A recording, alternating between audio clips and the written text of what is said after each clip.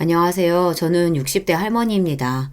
저는 최근 저조차도 믿을 수 없는 신기한 일을 경험하게 돼 사연까지 보내게 됐습니다. 이날쯤 되면 아침에 눈만 떠도 다행이다 싶어요. 몸도 여기저기 하나둘 고장나서 안 아픈 날이 별로 없거든요.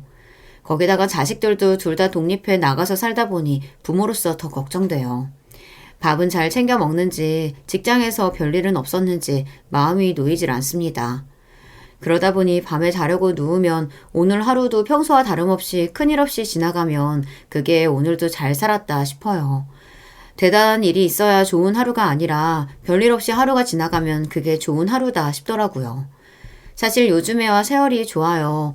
크게 힘들이지도 않고 동네 슈퍼나 시장만 가도 반찬에 찌개까지 다 팔아서 하나 두 개 사다 먹으면 그만이고, 애들 얼굴 보고 싶으면 굳이 만나지 않아도 핸드폰으로 전화만 걸면 얼굴도 볼 수 있으니까요.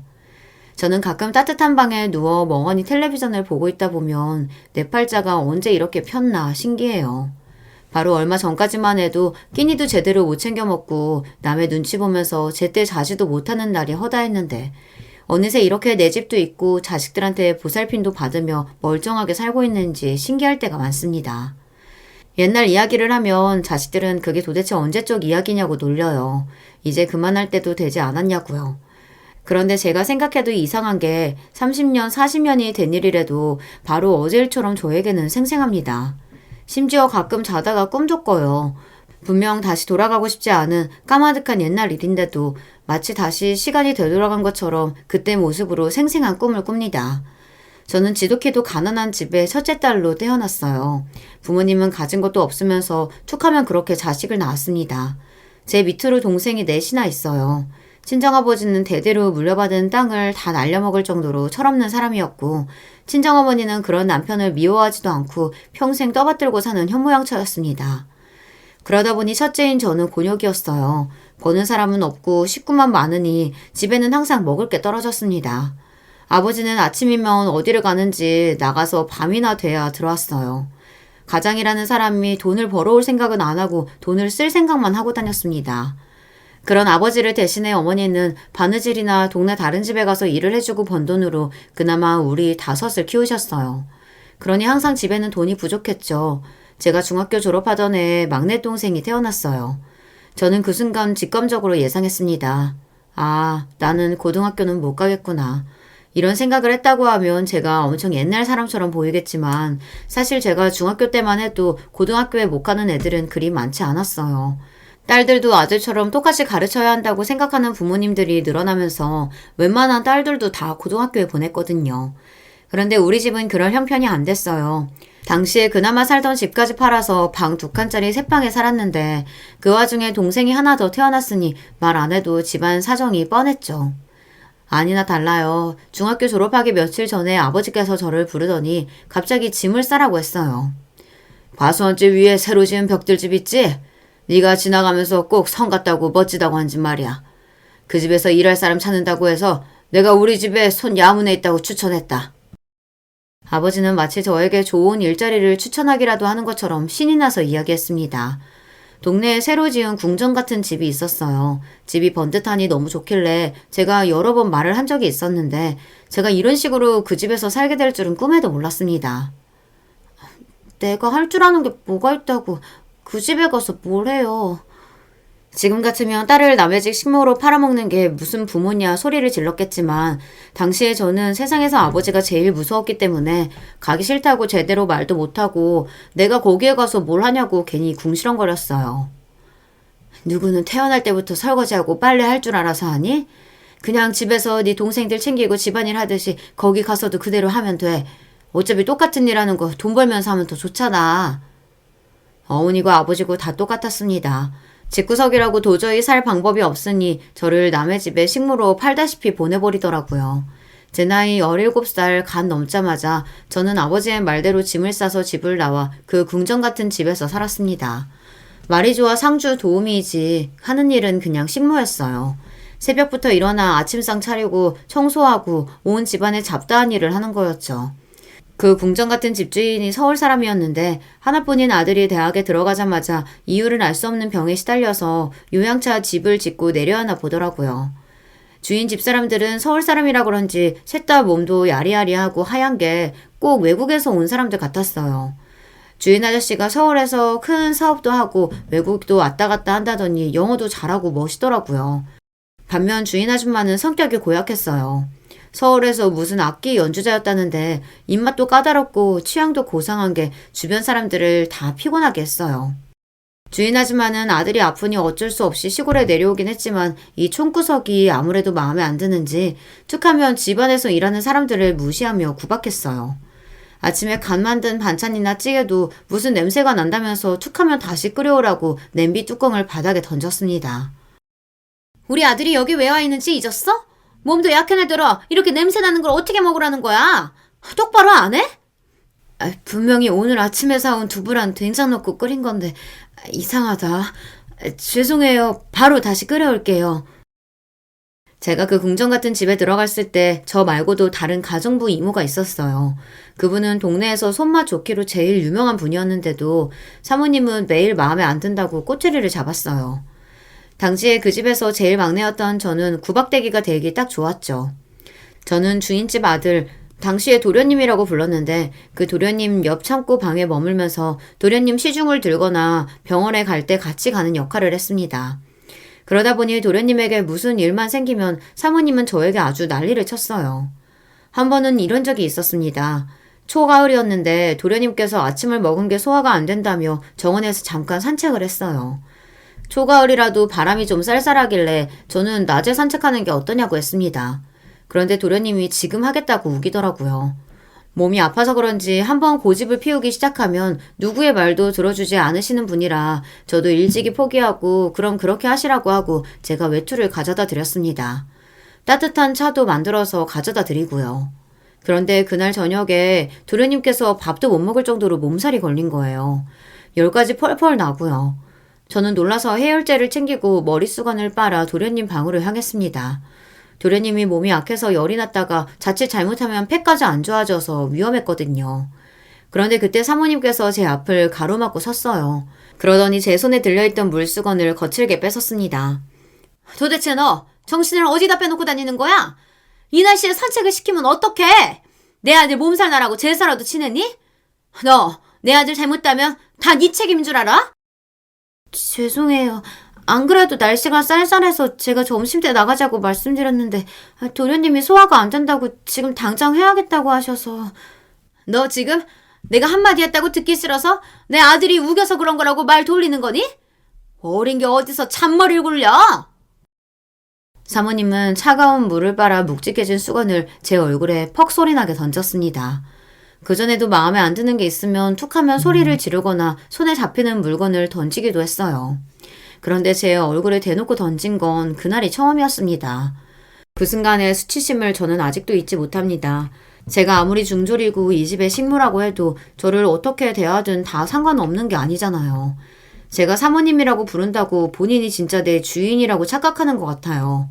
사모님이 자기 기분대로 사람을 무시하고 자꾸만 종처럼 부리니 저도 순간순간 표정 관리가 안 됐습니다. 어머머? 얘 표정 봐? 너 지금 뭘 잘못했는지 아예 모르는구나? 안 되겠다. 네가 지금 우리 아들한테 무슨 짓을 한 건지 내가 알려줄까? 제 표정이 마음에 안 들었다는 이유로 화가 난 사모님은 번쩍 손을 들더니 이제는 아예 제 뺨을 내리쳤어요. 찰싹 소리와 함께 순간 눈앞이 까맣게 변할 정도로 충격을 받았습니다. 저는 놀라서 고개도 들 수 없었어요. 이대로 사모님과 눈을 마주쳤다가 서러움에 눈물이 날 것 같아 꾹 참으며 손으로 제 뺨을 어루만지는 거 말고는 할 수 있는 게 없었습니다. 이제 좀 정신이 들어? 오늘 밤 내로 우리 아들 열 안 떨어지면 한 대 더 맞을 줄 알아. 그대로 제 어깨를 세게 치고 지나간 사모님은 그대로 자기 방으로 들어갔어요. 오늘 밤 내로 도련님의 열이 안 내리면 가만두지 않겠다는 말을 남기고요. 지금 같으면 더럽고 치사해서 더는 못하겠다고 그 자리에서 수건을 집어 던지고 나왔을 거예요. 하지만 그때 제 나이 고작 17살이었고 이 집에서 쫓겨나면 갈 곳이 없었습니다. 제가 그 집에서 버는 돈으로 동생들이 다들 학교에 다니고 있었고 어머니 무릎약도 살 수 있었으니까요. 거기다가 그나마 창고 방이라도 제 방이 있는 게 낫지. 부모님과 동생들이 있는 그 오래된 새방으로 돌아가면 제 방도 없이 구질구질하게 생활하며 돈도 벌고 동생들까지 돌봐야 하니 욕을 먹고 행여 맞게 되더라도 이 집이 나았습니다. 이왕 누군가를 돌봐야 하는 거라면 돈이라도 받고 좋은 집에서 사는 게 더 낫다는 생각이 들었거든요. 그래서 서러워도 꾹 참고 도련님 방에 들어가 밤새 간호했습니다. 도련님 머리에 물수건을 갈아주면서 제발 열만 내려라 내려라 주문을 걸었어요. 다음날 아침 다행히 열이 내린 도련님은 옆에서 졸고 있는 저를 깨웠어요. 그러더니 대뜸 저에게 고맙다고 하더군요. 네 덕분에 정말 죽다 살았다. 어제는 온몸이 너무 뜨거워서 진짜 이러다가 죽는 줄 알았어. 열 다 떨어져서 정말 다행이에요. 저는 이대로 도련님 안 일어나는 줄 알고 얼마나 놀랐는데요. 나 때문에 어젯밤 어머니한테 혼나고 고생도 많았지. 네 말대로 산책도 나가지 말았어야 했는데 내가 괜히 고집 피워서 미안해. 그나마 다행인 건 이 집에서 제일 귀하디 귀한 도련님께서 자기 엄마를 닮지 않아 성격이 좋았다는 겁니다. 제가 본인 때문에 사모님에게 매일 혼나고 있다는 걸 알고 있어서인지 최대한 제가 사모님 눈밖에 나지 않도록 도와주려고 했어요. 아니에요. 도련님이 일부러 그러신 것도 아닌데요, 뭐.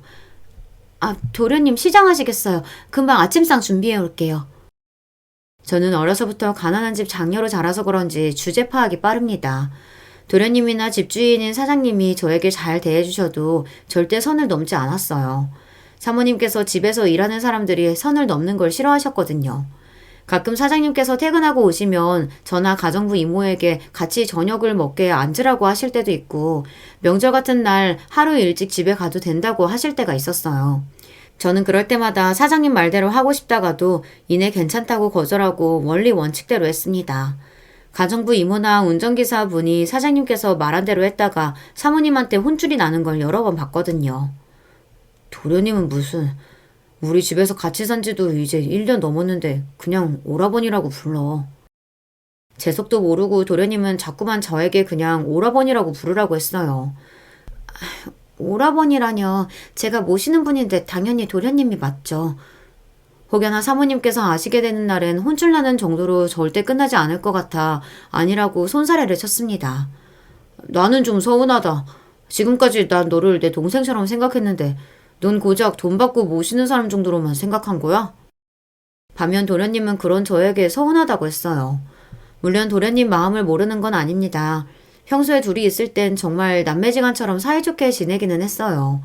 사모님 모르게 찐빵이나 한과 같은 간식을 몰래 숨겨서 방에 가져다 주기도 했고 사모님 없이 둘이 기사님이랑 병원에 가는 날이면 저와 기사님에게 집에 가져다 주라고 양말이나 모자 같은 걸 사주기도 했어요. 사모님이 아시면 난리가 난다는 걸 도련님도 알다 보니 항상 사모님 몰래 챙겨줬죠. 그날도 전날 제가 사모님께 맞은 일로 혹시 우울해할까봐 걱정됐는지 도련님은 애써 저에게 계속 농담을 걸었어요. 그러면서 자신을 오라버니라고 부르라고 하더라고요.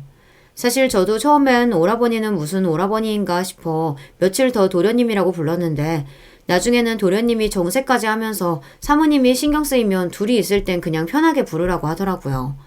본인도 저랑 허물없이 가족처럼 지내고 싶은데 자꾸 제가 도련님이라고 할 때마다 마음이 불편하다고요. 나도 여기 와서 아는 사람도 하나 없고 친구도 없어서 외롭고 우울했었는데 그동안 네가 내 옆에서 진짜 여동생처럼 조잘조잘 말도 잘 걸어주고 챙겨줬잖아. 그러니까 다른 사람 눈치 보지 말고 나랑 둘이 있을 땐 그냥 오라버니라고 불러줘. 나는 정말 괜찮으니까. 호칭이 그렇게 중요한가 싶었었는데 지내다 보니 호칭이 꽤 중요하더군요. 도련님 하면서 부를 땐 몰랐었는데 도련님 말대로 언제부턴가 오라버니라고 부르기 시작하니 정말 저와 도련님 사이가 남매지간처럼 느껴지더군요. 도련님에게 오라버니라고 부르기 시작하면서 오라버니는 저를 더 잘 챙겨줬어요. 제가 오라버니의 병간호를 해주는 대신 오라버니는 진짜 오빠처럼 저를 지켜줬습니다. 제가 오라버니 곁에서 식모살이를 한 지 4년이 넘어가니 오라버니 얼굴에 살도 붙고 생기도 생겼어요. 몸이 점차 나아지니 제가 시장에 갈 때나 사모님 심부름을 갈 때마다 오라버니가 바람을 쐴 겸 차로 데려다주는 일이 많았습니다. 처음엔 사모님께서 그 모습을 달가워하지 않았어요. 아무리 드라이브하는 게 좋아도 그렇지 네가 집에서 일하는 사람 태우고 왔다 갔다 하는 거 보면 동네 사람들이 뭐라고 하겠어? 괜히 좁은 동네에 소문나봐야 좋을 거 없으니까 쓸데없는 짓 하지 말고 집에나 있어. 저와 오라버니의 나이가 몇 살 차이 안 나고 젊은 남녀다 보니 주변에서 괜한 말들을 하기는 했어요. 남의 일이라고 마음대로 떠드는 거 좋아하는 사람들이 워낙 많잖아요. 저와 오라버니가 같이 시장도 자주 가고 병원에도 드나드는 모습을 보고 둘 사이에 뭔가 있는 것처럼 소문이 났습니다. 그러다 보니 사모님은 더 저를 미워했어요. 결국은 저를 내보내겠다고까지 하셨습니다. 안 되겠다. 전현이 주제도 모르고 네 옆에서 날뛰니 내보내고 다른 사람을 구해야지. 말도 안 되는 소리 떠들고 다니고 여기저기 소문내는 사람들이 잘못된 거지. 잘못한 것도 없는 순영이를 왜 내보내요. 내가 누구 덕분에 이만큼 좋아졌는데. 누구 덕분에 좋아지긴? 너희 아빠랑 내가 희생하고 여기까지 같이 내려와준 덕분에 좋아진 거지. 암튼 너희가 아니라고 해도 난 오순영, 그 애 더는 네 옆에 둘 생각 없으니까 너는 신경 쓰지 말고 있어. 내가 나 알아서 할게. 우리가 아니라는데 남들이 뭐라고 떠들든 무슨 상관이에요. 나랑 순영이는 진짜 남매지간이나 다름없으니까 어머님 제발 좀 그만하세요. 네가 내 아들인데 어떻게 저딴 애랑 남매지간이야? 말도 안 되는 소리 좀 하지 마. 네가 자꾸만 그렇게 물렁하게 구니까 저딴 것들이 들러붙는 거잖아. 들러붙긴 누가 들러붙어요. 말은 똑바로 해야지. 순영이가 아니라 내가 순영이가 필요해서 귀찮게 들러붙는 거예요. 그동안 오라버니가 사모님에게 큰 소리 내는 걸 본 적이 없었는데 그날은 오라버니가 처음으로 사모님께 반항했어요. 저를 좀 내버려 두라고요.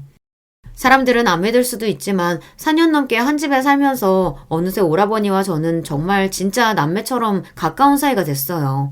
어쩌면 진짜 제 동생들보다도 오라버니가 더 가까운 사람인지도 모르겠습니다.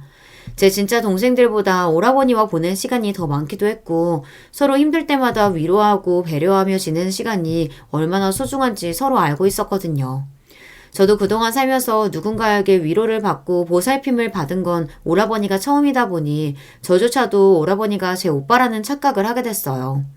제 팔자가 고작 식모이긴 했지만 저도 모르게 어느새 오라버니에게 의지하고 있었습니다. 저도 집안에서는 항상 첫째라 부담감도 있고 책임감에 힘들 때도 있었는데 오라버니가 저를 챙겨주고 배려해줄 때마다 저에게 뭔가 든든한 오빠가 생긴 것 같다는 착각마저 들었어요. 역시나 사람은 자기 주제를 알아야 해요. 입에 달다고 주제도 모르고 착각 속에 빠져있으면 안 됩니다. 얼마 뒤 저는 궁전 같은 집에서 쫓겨났어요. 어느 날이었습니다. 새벽에 자고 있는데 누군가 제 볼을 치며 깨웠어요. 눈을 떠보니 아버지가 제 방에 들어와 있더군요. 저는 놀라서 아버지가 여기 어떻게 들어왔느냐고 물었어요. 급한 일이 있어도 사모님이 절대 외부 사람들을 들어오지 못하게 했을 텐데 아버지가 제 방에 들어와 있다는 게 말이 안 되니까요. 그런데 그때 아버지께서 하시는 말씀이 놀라웠습니다. 빨리 짐 싸. 이 집주인이 1시간 내로 나가야만 네 퇴직금 든든하게 챙겨준다고 했어. 이 집을 왜 내가 나가? 난 그런 소리 못 들었는데. 아버지 잠깐만. 오라버니한테 인사라도 하고 나와야 되는데. 잠도 덜 깬 상태에서 아버지는 대충 싼 가방을 제 손에 쥐어주고 빨리 일어나라고 난리였습니다. 그 난리 중에도 저는 오라버니에게 인사를 해야 한다고 했죠. 오라버니는 무슨? 니년한테 오라버니가 어딨다고 그런 소리야? 쓸데없는 소리 하지 말고 빨리 일어나! 그날 저는 생각할 틈도 없이 아버지 손에 이끌려 그 집을 떠나야만 했습니다. 알고 보니 사모님께서 아버지에게 연락해 저를 지금 당장 데려가라고 하셨다고 하더군요. 아들 병도 다 나아서 본인들은 이제 서울에 다시 올라갈 생각이니 지금 당장 저를 데리고 가야만 퇴직금을 두둑하게 챙겨주겠다고 했대요. 퇴직금이 두둑하다는 말 한마디에 아버지는 한달음에 달려오신 거죠. 저는 그 집에 돈에 팔려갔다가 다시 돈에 팔려 돌아오게 됐습니다. 저는 어떻게든 오라버니가 떠나기 전에 인사라도 하고 오고 싶었지만 그럴 수가 없었어요. 아버지께서 그 집엔 다시는 못 가게 감시하기도 했고 며칠 뒤 꾸역꾸역 집을 나와 다시 가보니 그 궁전 같은 집에 있던 사람들이 싹 사라졌더라고요. 그 이후 저는 다시 현실로 돌아왔습니다. 동생들이 고등학생이 되고 나니 집안 사정은 전보다 더 안 좋았어요. 우리 집에 아들이 딱 하나예요. 셋째가 아들인데 걔가 공부를 곧잘 했습니다. 어머니는 그래도 아들 하나라도 대학에 보내고 싶어 하셨어요. 그러면서 저더러 대놓고 동생 학비를 대라고 했어요. 저는 황당해서 제가 무슨 돈이 있냐고 오히려 되물었습니다. 엄마 마음은 아는데 나한테 무슨 돈이 있다고 그 비싼 등록금을 내래. 나 돈 없어. 2년 이거? 너 시집 가려고 적금 들어놓은 거 내가 다 아는데? 어떻게 그렇게 돈 없다고 단번에 입을 싹 닦아? 저는 순간 황당해서 입이 쩍 벌어졌습니다. 이 동네엔 비밀이라고는 없나 봐요. 제가 식모살이를 끝내고 나와서 바로 공장에 들어가 취직하면서 같이 일하는 언니들이 시집갈 돈 모은다고 은행에서 적금을 든다고 하길래 저도 따라가서 들은 적금이 있었어요. 결혼 생각이 특별히 있는 건 아니었지만 혹시나 하는 마음에 들은 거죠. 갑자기 저한테 남자가 생겨서 결혼한다고 해도 부모님이 도와주실 리 없으니까요. 그런데 부모님은 그 돈마저 욕심냈습니다. 결국은 그 적금에 든 돈을 셋째 대학 등록금에 썼습니다. 거기서 끝이 아니에요. 몇 년 뒤 부모님께서 막내 등록금 이야기를 슬쩍 하시길래 저는 그 길로 도망치듯 집을 나와버렸어요. 생각 같아서는 부모님이 영영 못 찾는 곳으로 도망가고 싶었지만 그럴 수 없으니 결혼을 해버렸습니다. 당시에 제가 시내 공장에서 일하며 기숙사에서 일했었는데 서울에 있는 공장으로 파견 나온 직원 하나가 저를 마음에 들어 했거든요. 저는 이게 집에서 합법적으로 벗어날 수 있는 유일한 방법이라고 생각해서 바로 결혼했습니다. 그러고는 바로 남편을 따라 서울로 올라왔어요. 그 이후로는 친정을 벗어나 제법 자유로웠습니다. 동생들도 다들 커서 제 앞가림하기 시작하기도 했고 자식복 많은 우리 친정부모님은 착한 동생들이 잘 모셨거든요. 저는 남편을 따라 서울살이를 시작하고 아들과 딸을 낳았습니다. 그때가 제 인생에서 가장 행복했던 시기예요. 남편과 어린 자식 둘을 키우던 그때요. 남편은 저에겐 무뚝뚝한 사람이긴 했지만 자식들에게는 누구보다 자상하고 다정한 사람이었어요. 퇴근하고 오면 애들을 데리고 산책을 다니기도 하고 쉬는 날이면 언제나 아이들과 시간을 보냈습니다. 그때는 한 번씩 오래전 함께했던 오라버니가 떠오르기도 했어요. 당시에 몸이 다 회복됐다고 하기는 했었는데 정말 서울에 올라와서도 건강하게 잘 지내고 있나 한 번씩 생각나기도 했거든요. 그런데 행복도 잠시 제 팔자도 더러운 게 큰아들 중학생 때 남편이 갑자기 죽어버렸어요. 남편 사망 원인은 교통사고였습니다. 퇴근하고 오는 길에 음주운전 차량에 치여 응급실에 도착하기도 전에 사망했어요. 그때는 정말 하늘이 무너지는 느낌이었습니다. 아직 어린 아들과 딸이 아빠를 찾으며 오는데 저는 도무지 뭐라고 말해야 할지 몰랐어요. 앞이 막막하다는 게 바로 그런 느낌이었던 것 같아요. 남편이 죽어서 너무 슬프고 저도 살고 싶지 않은데 자식들 자는 모습을 보면 이것들을 어떻게 하면 좋나 싶어 가슴이 내려앉는 것만 같았거든요. 친정부모님은 힘들게 서울에 있지 말고 고향으로 내려오라고 했어요. 어차피 여자 혼자 애 둘 키운다는 게 말도 안 되게 힘든 일인데 그냥 고향에 내려와서 당신들과 지내며 농사나 지으라고요. 당시엔 너무 힘들다 보니 친정부모님 말씀에 솔깃했습니다. 다 내려놓고 애들 데리고 다시 고향으로 내려갈까 싶었죠. 하지만 제가 그 집에서 어떻게 벗어났는데 지금 당장 죽을 만큼 힘들다고 다시 그 구렁텅이에 들어가나 싶기도 했습니다. 그런데 정신이 번쩍 들 만한 사건이 있었습니다. 친정부모님께서 너무 걱정하시길래 저도 고향으로 내려가는 거에 대해 진지하게 생각했습니다. 그런데 아무리 생각해도 저 혼자만 결정할 수는 없었던 게 아들놈은 공부를 잘하고 딸애는 끼가 많아요. 이런 아이들을 제가 좀 힘들다고 해서 그 시골에 데려가서 썩힐 수는 없었습니다. 그러던 중 말도 안 되는 일이 있었어요. 제가 일을 끝내고 퇴근하고 돌아오는 길이었는데 동네 부동산 앞에서 익숙한 얼굴을 발견했습니다. 어머니, 아버지, 여긴 어쩐 일이세요? 저는 어머니 아버지를 보자 뭣도 모르고 반가웠습니다. 제가 걱정돼서 아이들이라도 봐주시려고 올라왔나 보다 했죠. 그런데 착각도 자유더군요. 부모님께서 올라오신 건 저를 걱정해서가 아니었어요. 어머, 저기 아기 엄마 오네. 아기 엄마, 손님들 찾으면 연락할 테니까 집 좀 잘 보여줘요. 아니, 우리가 지금 당장 내놓겠다는 건 아니고 그냥 요즘 서울은 시세가 어느 정도 하냐고 물어만 본 거지. 아이고, 저는 지금 내놓으면 얼마나 받냐고 물어보시길래 당연히 지금 내놓으려고 하시는 줄 알았죠. 저는 순간 기가 막혀서 말문이 턱 하고 막혔습니다. 알고 보니 부모님께서 제가 아이들과 사는 집 시세가 얼마나 하는지 부동산에 물어봤더라고요. 나더러 고향으로 내려오라고 한 게 설마 내 집 팔아서 꿀꺽하려는 심산이었어? 그제야 친정부모님이 저에게 왜 그렇게 고향으로 내려오라고 했는지 알겠더라고요. 그럼 그렇죠. 지금까지 한 번도 제 걱정을 해본 적이 없으시던 분들인데 남편 죽었다고 안 하던 제 걱정을 할 리 없었죠. 딸, 아무리 화가 나도 그렇지 부모한테 자식 집을 꿀꺽하려고 한다니?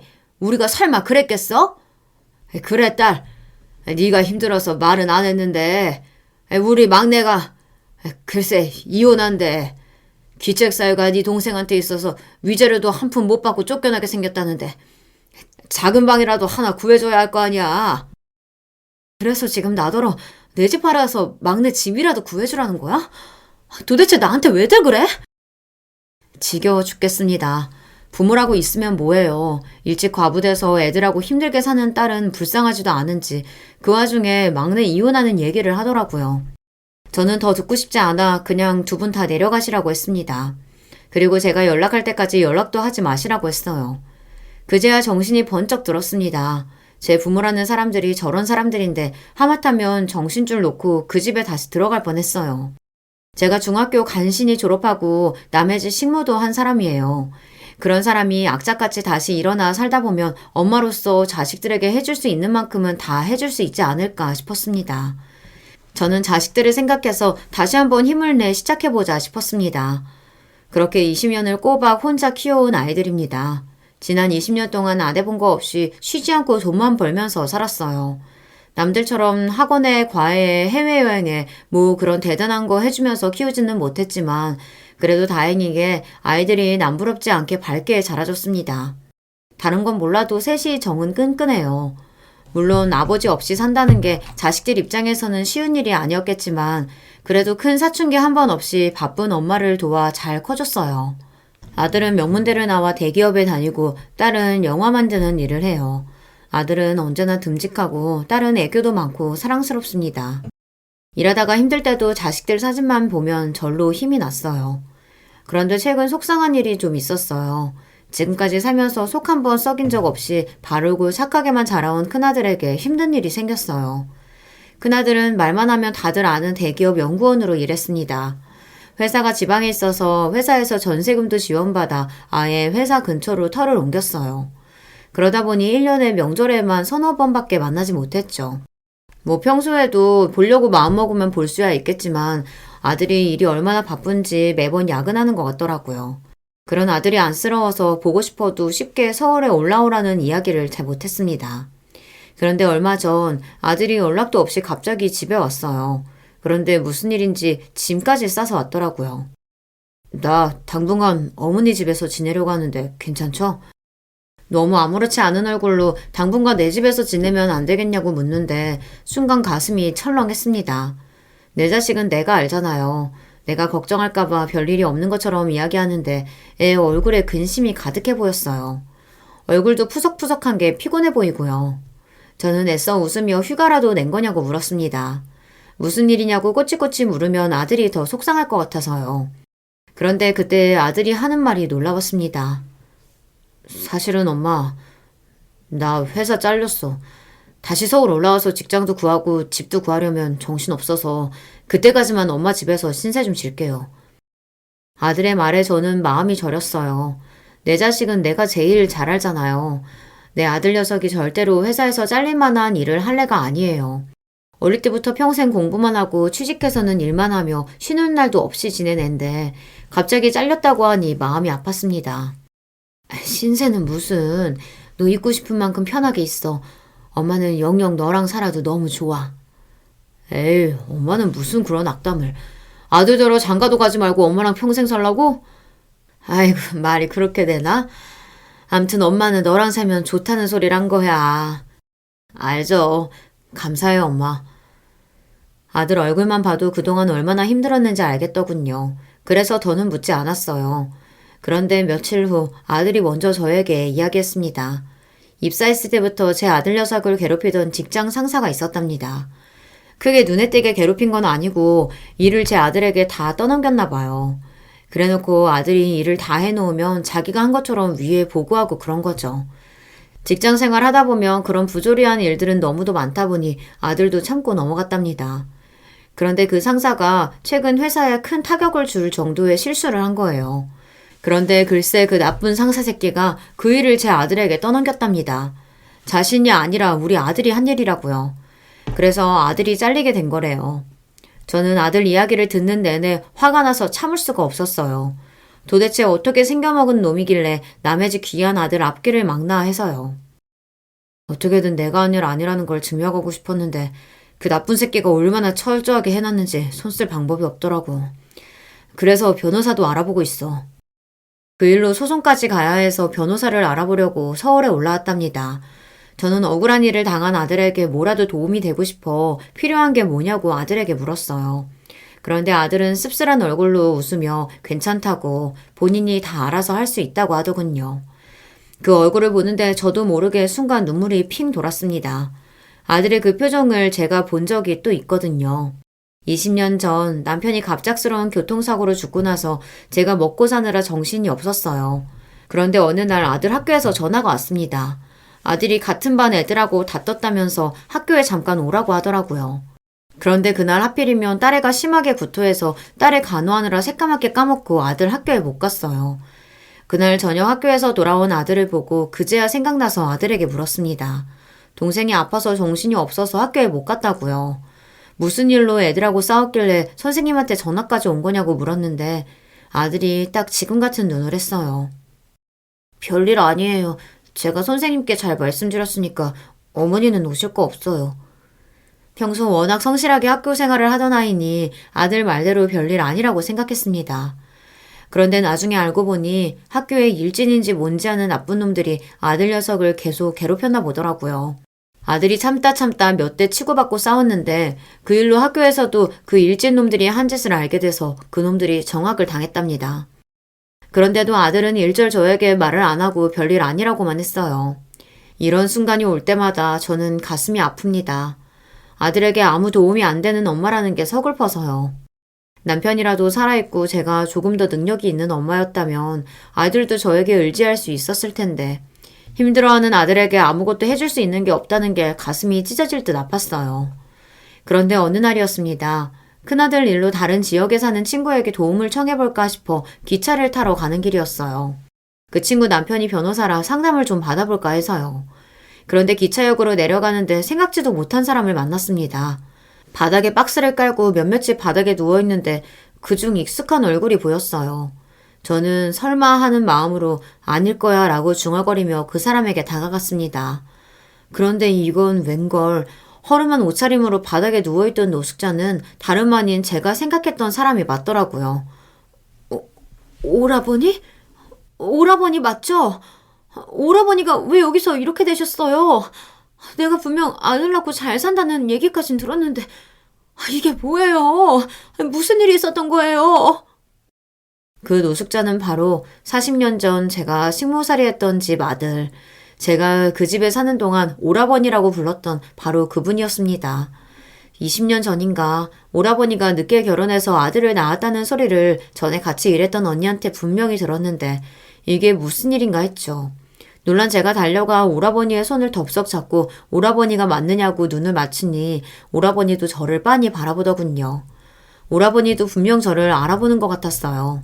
오라버니가 이런 곳에 누워있다는 것도 마음이 아픈데 오라버니 옆으로 소주병이 나뒹굴고 있었어요. 그 모습을 보는데 가슴이 철렁 내려앉았습니다.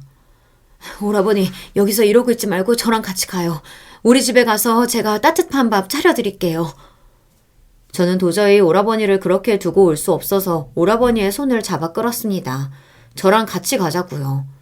그런데 제 얼굴을 보고 씩 웃어 보인 오라버니는 슬쩍 제 손을 놓았어요. 우리 동생 잘 살고 있었구나. 나는 괜찮아. 난 여기가 좋으니까 너는 너 갈 길 가. 가서 잘 살아, 동생아. 순간 저는 울컥해서 눈물이 앞을 가렸습니다. 저에게 동생이라고 부르는 목소리가 40년 전의 오라버니의 목소리와 너무 똑같아서 가슴이 다 아렸어요. 저는 오라버니에게 잠깐만 여기 계시라고 하고는 급하게 주변을 돌아봤어요. 그러고는 눈에 보이는 은행으로 바로 달려갔습니다. 잠시 후 은행에서 나온 저는 곧장 오라버니가 있는 장소로 달려갔어요. 오라버니, 내가 지금은 이것밖에 없어서 우선 이것만 찾았어요. 오늘 날도 찬데 여기서 자지 말고 이 돈으로 꼭 모텔이라도 들어가서 주무세요. 이거 받아요. 이건 내 전화번호니까 오늘 한숨 자고 일어나서 나한테 전화해요. 무슨 일이든 내가 다 도와줄 테니까 꼭 나한테 전화해요. 기차 시간이 다 돼서 더 오래 오라버니와 있을 수는 없었지만 저는 돈봉투와 제 전화번호가 적힌 종이를 오라버니 손에 꼭 쥐어주고 기차를 탔습니다. 저도 돈이 좀 있으면 좋았을 텐데 당장 찾을 수 있는 돈이 100만 원밖에 없어서 100만 원 다 찾아 오라버니에게 줬어요. 남들이 들으면 노숙자한테 무슨 돈을 주느냐고 그래봤자 술만 사 먹을 거라고 하겠지만 술을 사 먹든 뭐를 하든 오라버니에게 주는 돈은 하나도 아깝지 않았습니다. 그 집을 나와 그동안 제가 결혼도 하고 자식까지 낳고 이 정도로 살 수 있는 건 다 오라버니 덕분이었으니까요. 저는 기차를 타고 내려오는 내내 마음이 좋지 않았습니다. 도대체 오라버니에게 무슨 일이 있었길래 그 부잣집 아들이 저꼴로 바닥에 누워 자고 있나 싶어서요.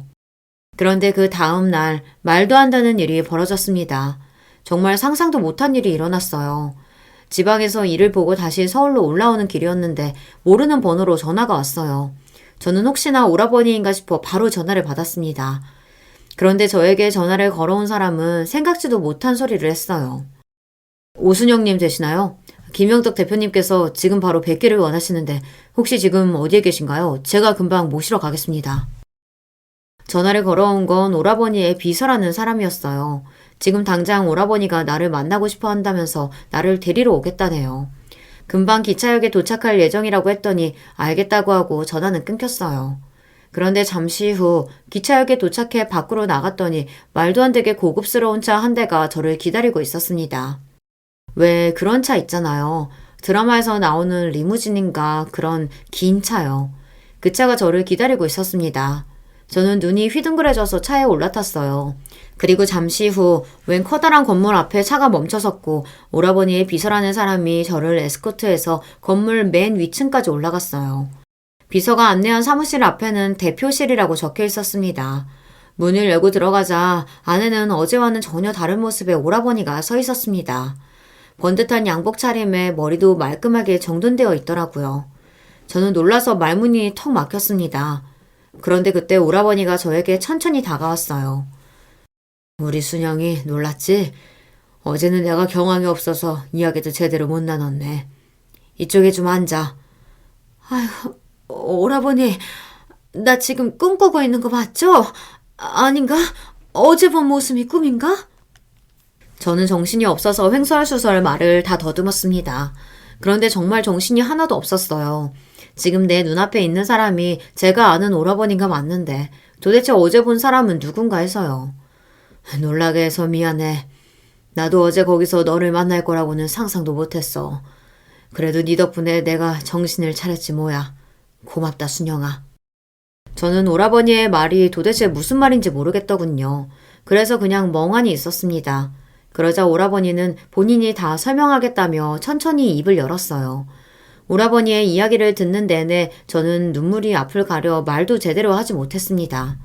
알고 보니 근 10년 동안 오라버니께서 연달아 힘든 일을 겪으셨더라고요. 제가 알고 있었던 것처럼 20년 전에 사랑하는 여자를 만나 결혼하셨답니다. 아들도 하나 낳고 남부럽지 않게 잘 살았대요.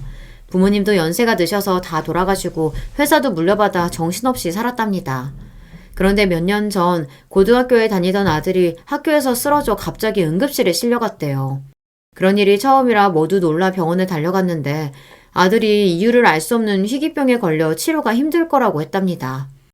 안타깝게도 오라버니가 대학 때 갑자기 쓰러져서 알게 됐던 병이 아들에게도 유전이 된 거죠. 오라버니는 아들의 병증을 알고는 많이 놀랐지만 아들도 자신처럼 충분히 치료될 수 있을 거라고 여기고 치료에 힘썼답니다. 40년 전에도 고친 병을 지금 의술로 고치지 못할 리 없으니까요. 그래서 희망을 버리지 않고 끝까지 아들을 지켜주겠다 약속했답니다. 아들과의 약속을 지키기 위해 오라버니는 회사도 잠시 경영진들에게 맡기고 아내와 시골로 내려가 요양도 하고 미국에 유명하다는 병원도 가서 치료를 받았대요. 그런데 아들의 상태는 생각보다 심각했고 작년 여름 미국에서 치료를 받던 중 쇼크로 사망했답니다. 그때 오라버니와 아내분은 충격을 받아 한동안 헤어나오지 못했다고 하더라고요. 그런데 오라버니의 회사에 일이 생겨 급하게 한국에 혼자 들어오게 됐는데 미국에 혼자 있던 아내분께서 견디지 못하고 안타깝게도 스스로 목숨을 끊었답니다. 그 일로 오라버니는 큰 충격을 받아 지난 1년 동안 폐인처럼 살았대요.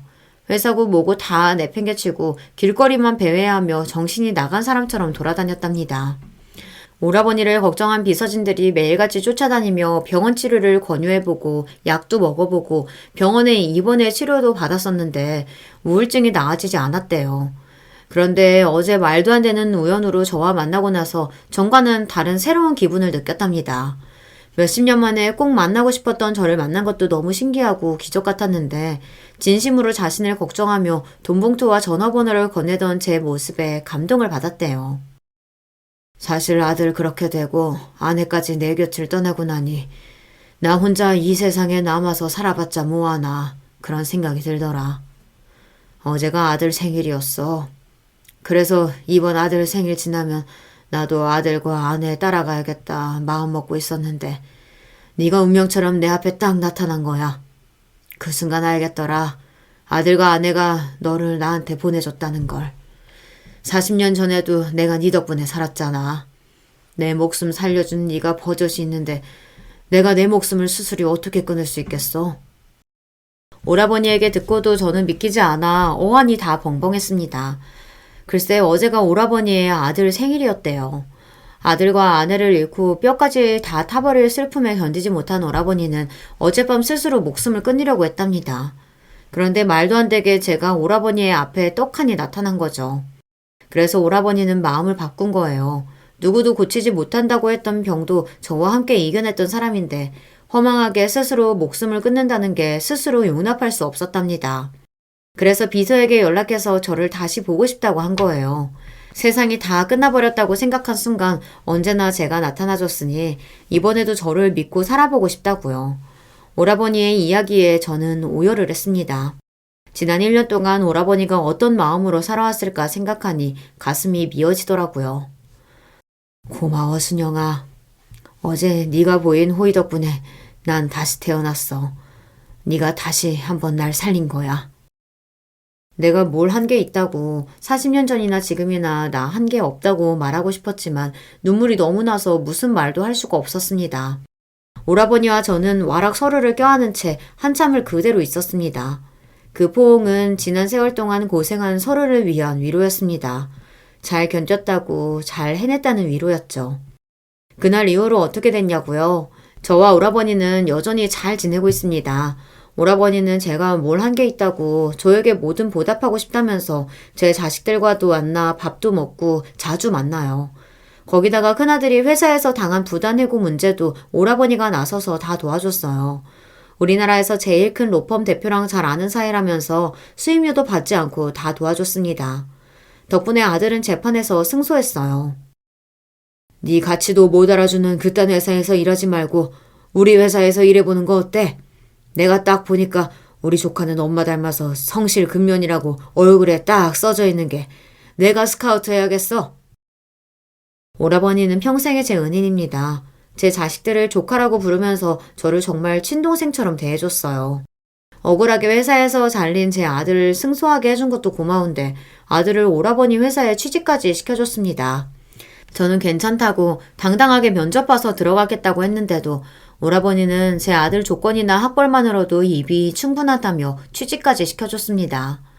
아들이 전에 다니던 직장에서 아들을 힘들게 했던 놈들이 아들이 오라버니 회사에 더 좋은 조건으로 이직했다는 소리를 듣고 아주 배 아파했다는 소리를 들으니 좋기는 하더라고요. 거기다가 최근엔 40년 전 오라버니와 저와의 추억이 깃든 그 대골 같은 집을 오라버니가 저에게 주겠다는 소리까지 했어요. 그 집 그냥 그대로 두기는 너무 아까워서 그런데 너한테 양도해 줄 테니까 잘 관리해줘. 그 집은 나보다 네가 더 좋아했잖아. 아유, 말도 안 되는 소리. 그 집이 지금 얼만데 제가 그 집을 받아요. 저는 오라버니가 당연히 농담하는 줄 알았어요. 그 집이 아무리 지방에 있다고 해도 지금 시세로 10억은 나가는 걸로 아는데 그런 집을 그냥 저에게 준다니요. 네가 나한테 어떤 사람인데 그 돈이 아깝겠어. 거기다가 우리 어머니가 너한테 얼마나 못되게 굴었니? 그런데도 싫은 소리 한마디 안 하고 네가 나한테 잘해준 거 생각하면 그 집도 부족하지. 너는 내 동생이나 마찬가지야. 네가 나한테 해준 일에 비하면 아무것도 아니니까 안 받으면 나 진짜 서운해한다. 그러니까 꼭 받아줘. 제 인생에 어쩌다 이런 일이 생겼는지 모르겠어요. 꼭 영화 속에 들어와 있는 것 같았습니다. 오라버니는 제가 나타나 본인이 살았다고 거창하게 말해주지만 저는 오라버니가 제 앞에 나타나줘서 제 인생이 달라졌다고 생각해요. 저는 얼마 전 40년 전의 추억이 깃든 그 벽돌집으로 이사를 왔습니다. 물론 오래돼서 여기저기 수리해야 할 곳은 많지만 이렇게 멋진 집에서 저의 노후를 보낼 수 있다는 것만으로도 너무 행복해요. 올해 연말은 이 집에서 오라버니와 아들과 딸과 함께 보낼 생각이에요. 함께한 세월이 얼마든 간에 남들이 뭐라고 하든 간에 남은 인생은 우리끼리 진짜 가족처럼 살기로 했습니다. 서로 위하고 도우며 그렇게 말이죠. 앞으로 우리 가족 건강하고 행복하게 살라고 응원하는 글 댓글로 많이 남겨주세요. 여러분의 댓글이 저에겐 너무 큰 힘이 될 것 같습니다. 두서없이 주절거린 제 이야기 끝까지 들어주셔서 감사합니다. 여러분의 가정에도 언제나 행운만이 가득하시길 바랄게요. 안녕하세요. 항상 듣기만 하던 이 채널에 제 경험담을 보내봅니다. 저는 밀린 냉장고 청소를 할 때, 팔고도 붙이고 욕실 청소를 할 때, 특히나 이 채널을 꼭 재생시켜 놓는답니다. 그러면 시간 가는 줄 모르고 지루하지 않게 청소를 하게 되더라고요. 만약 저에게 있었던 일을 사연으로 내놓는다면 그게 누군가에게는 하루 중에 즐거운 시간이 될 수도 있지 않을까 싶어서 설레는 마음으로 신청하게 되었어요. 저는 어쩌다 보니 시댁 집안의 맏며느리로 시집을 간 사람이에요. 남편이 삼형제 중에서 장남인데 실질적으로는 총 4형제라고 할 수 있습니다. 한 명은 남편의 사촌인데요. 집안 사정이 있어서 이 집 식구가 됐죠. 아무튼 이 사촌 형제까지 합쳐서 4형제인 건데요. 첫째인 남편은 공고를 나왔어요. 공업고등학교 다들 뭔지 아시죠? 거기를 나왔는데 남편이 원래는 공부 잘했었다고 해요. 그런데 중학교 재학 중에 그만 무서운 병에 걸리고 말았던 겁니다. 여러분 혹시 중2병이라고 들어보셨나요? 사춘기에서 겪을 수 있는 병 중에 가장 끔찍한 병이라고 하더군요.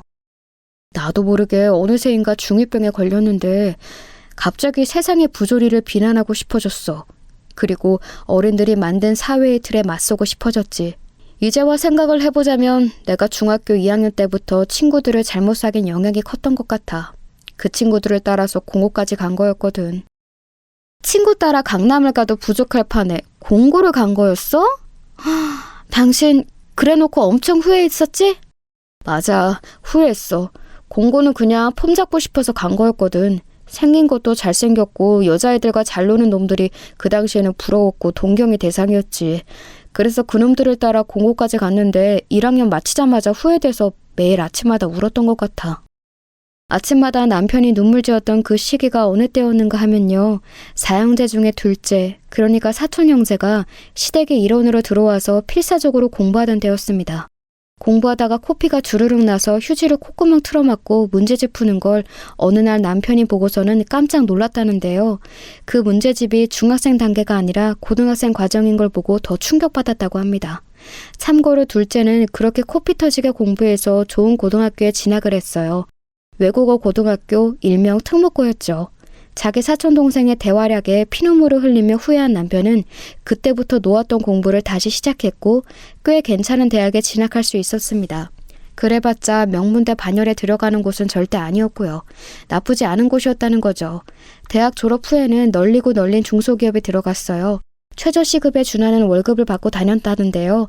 거기서 성실함을 인정받아서 임원의 눈에 들었고 회사의 중요한 일을 진행하는 팀에 낄 수 있었습니다. 그걸 잘 해내서 앞길이 잘 풀렸어요. 남편은 자기의 32살 생일을 딱 한 달 앞두었을 때 탄탄한 중견기업의 스카우트 제의를 받았고 그쪽으로 넘어갔습니다.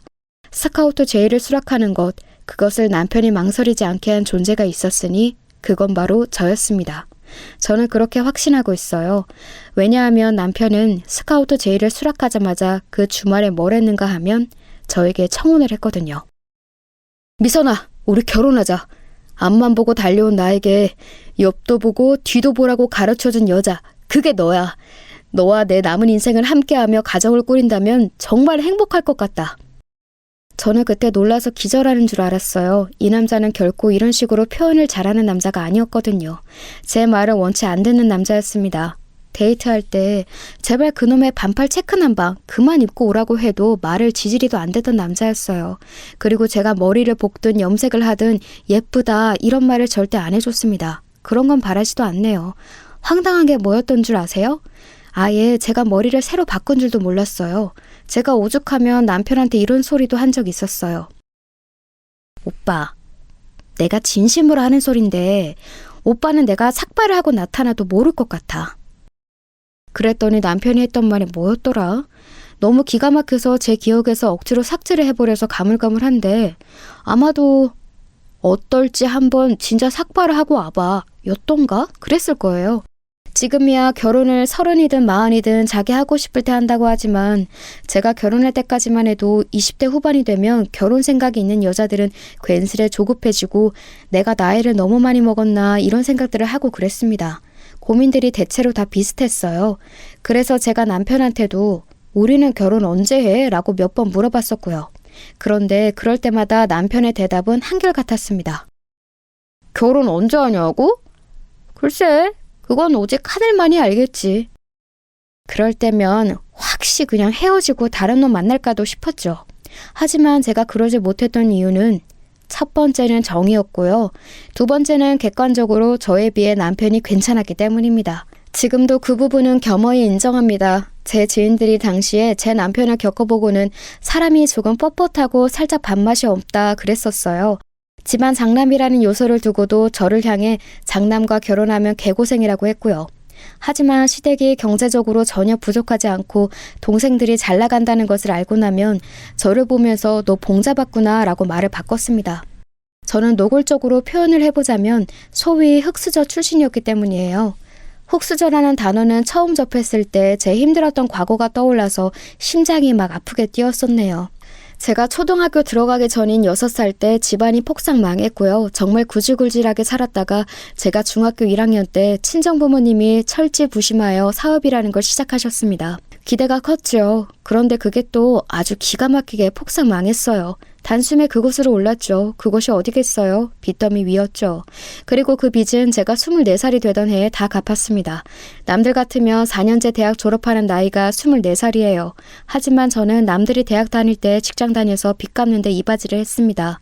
25부터 그나마 숨통 트여서 살았네요. 형편이 가난하면 짜증이 늘어나는 것을 여러분 중에서 아시는 분이 계실까요? 별것 아닌 것에도 사람이 얄팍하게 굴게 되고 심적으로 여유가 없고 매사에 너그럽지가 못합니다. 저는 빚 다 갚고 나서 이제 폼나게 사회생활을 해볼 차례라고 여겼는데요. 티 없이 맑게 자란 사람들을 겪을 때마다 혼자 속으로 비참해 죽는 줄 알았어요. 내 인생이 이제 볕들일만 남았다고 생각했는데 애초에 인생에 찬란하게 볕만 들어온 사람들이 이렇게 많았구나. 해맑은 것 좀 봐. 찢을 대로 찢은 나는 영원히 따라잡을 수 없는 사람들이야. 그래서 기껏 이제 빚도 다 갚았건만 웬 우울증이 찾아왔습니다. 남들과 비교하니까 끝도 없더라고요. 내 인생은 왜 찬란하지 못했을까 그게 서글펐고요. 절망의 땅굴만 한없이 파고 있던 저에게 그때 친정언니가 말해왔습니다. 미선아, 너는 잘하고 있는 거야. 너만큼 대단한 애도 나는 드물다고 봐. 너처럼 야무진 사람 은근히 없다. 됐어. 그런 위로 따위 필요 없어. 나는 출발선부터 글러먹은 것 같고 외면과 내면 모두 별로인 것 같아. 밝은 척, 씩씩한 척, 사교적인 척하는 내가 구질구질해. 샤넬 짝퉁 지갑 사서 들고 다니는 내가 창피하다고. 그거 살 때는 나도 이제 샤넬 생겼어 라고 생각했었는데 가만 보니까 이게 무슨 소용인가 싶어. 어차피 나는 진품을 살 수 없는데 그냥 내 처지가 우습기만 하고 바보 같아. 너를 왜 바보라고 생각해? 야, 짝퉁 시장 규모가 얼마나 큰 줄 알아? 짝퉁 사는 사람 많아. 그거 샀다고 해서 네가 바보가 아니야. 언니, 나 짝퉁 지갑 사는데 15만 원 줬어. 암만 해도 내가 바보가 맞는 것 같아. 정교한 거라서 15만 원이면 싼 거라고 판매자가 그랬는데 내가 속은 거지. 눈탱이 맞은 거야. 실밥 다 튀어나온 짝퉁을 15만 원? 그거 원가 3만 원도 안 하게 생겼어. 비선아, 울지 말고 내 얘기를 들어봐. 너는 앞으로 결혼만 잘하면 장땡이야. 여자 인생 결혼 잘하면 그걸로 되는 거라는 말 나는 개인적으로 너무 싫어하지만 어떻게 보면 틀린 말도 아니더라. 눈탱이 맞은 걸로는 너는 결코 나를 따라올 수 없어. 나를 봐. 네 형부 같은 재활용 불가능한 놈을 만나서 개고생하잖아. 결혼 잘못해서 부모님 가슴에 대못 받고 내 코가 석자라서 부모님을 매번 도와드리지도 못하고 너는 앞으로 아침에 일어나서 한 번, 그리고 자기 전에 한 번 네 형부를 떠올리도록 해. 그러면서 다짐하는 거야. 그런 남자를 피해서 좋은 남자와 결혼하고 밝은 인생 살자. 갑자기 친정언니가 왜 이런 희한한 연설을 하는 걸까 싶어서 아리송했는데 곱씹으니까 틀린 말이 아니었을 뿐더러 묘하게 설득력이 있었어요. 잠깐만, 결혼? 그러고 보니까 나한테 슬슬 결혼 안 하냐면서 남자 소개시켜 주겠다는 언니들이 몇 명 있는데 그럼 소개를 받아볼까? 내가 왜 결혼 생각을 못했지?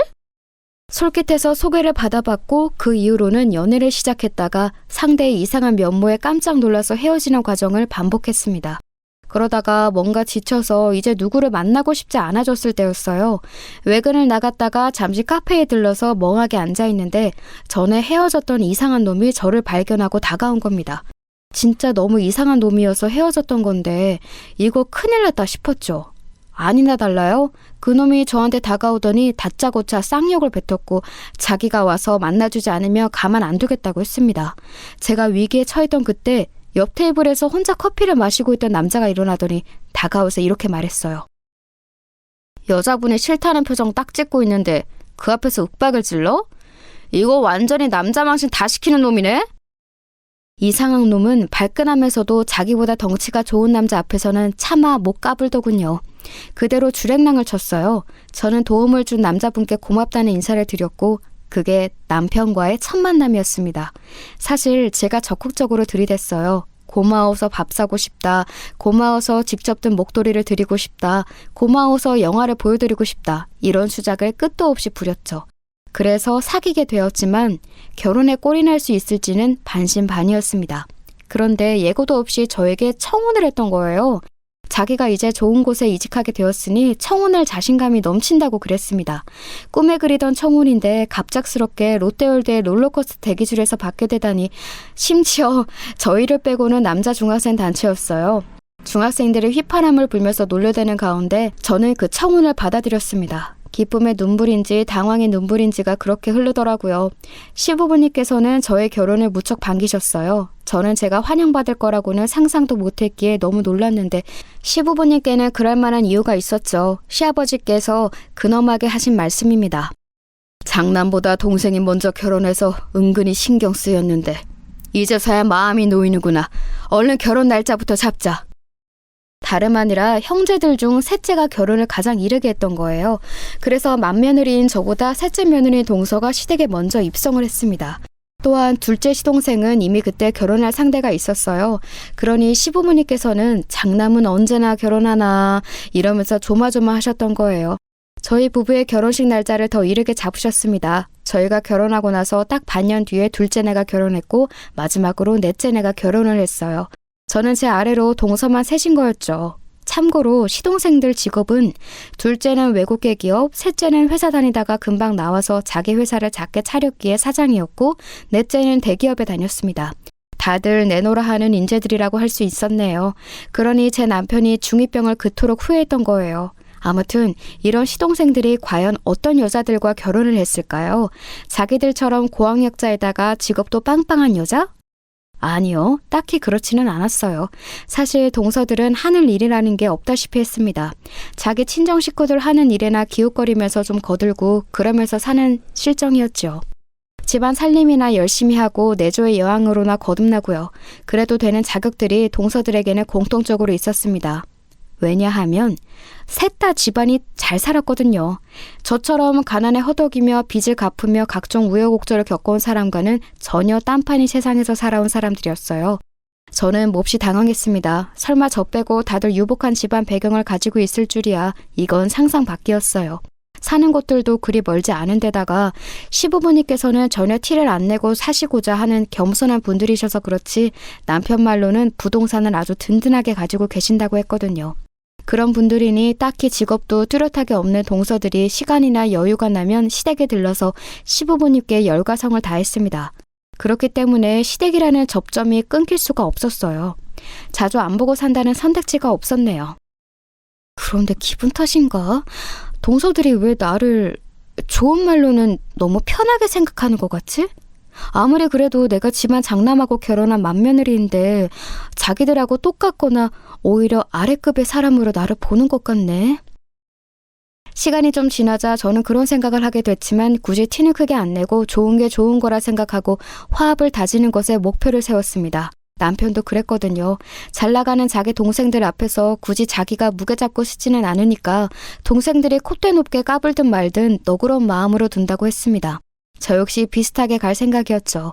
그런데 둘째, 넷째 동서는 괜찮아도 셋째 동서가 문제였습니다. 사람이 되게 깝죽거리는 스타일이더라고요. 제가 가장 먼저 시집 왔으니까 사실상 며느리 설 1위인 거 형님도 아시죠? 어? 아, 그렇구나.